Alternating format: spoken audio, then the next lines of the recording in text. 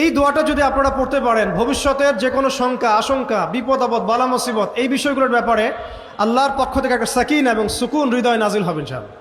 এই দোয়াটা জিবরাইল আলাইহিস সালাম রাসূলুল্লাহ সাল্লাল্লাহু আলাইহি ওয়াসাল্লামকে শিখিয়ে দিয়েছিলেন এবং রাসূলুল্লাহ সাল্লাল্লাহু আলাইহি ওয়াসাল্লাম এই দোয়াটা খালিদ বিন ওয়ালিদ রাদিয়াল্লাহু আনহুকে শিখিয়ে দিয়েছিলেন।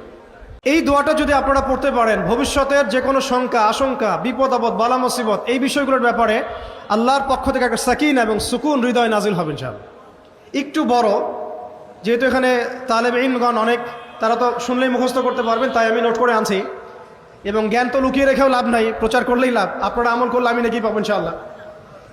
তো এই দোয়াটা হচ্ছে আউযু বিকালিমাতিল্লাহি তাম্মাতিল্লাতি লা ইউজাবিজুহুন্না বাররুন ওয়ালা ফাজির মিন শাররি মা খালাকা ওয়া যারআ ওয়া বারআ ওয়া মিন শাররি মা ইয়ানজিলু মিনাস সামাই ওয়া মা ইয়া'রুজু ফিহা ওয়া মিন শাররি মা যারআ ফিল আরদি ওয়া মা ইয়াখরুজু মিনহা ওয়া মিন শাররি ফিতানিল লাইলি ওয়ান নাহার ওয়া মিন শাররি তাওয়ারিকিল লাইল ইল্লা তাওয়ারিকান ইয়াতরুকু বিখাইরিন ইয়া রাহমান। এই দোয়াটার উপর আমল করতে থাকেন, দেখেন ভবিষ্যতের আশঙ্কা দূর হয়ে যাবে ইনশাআল্লাহ।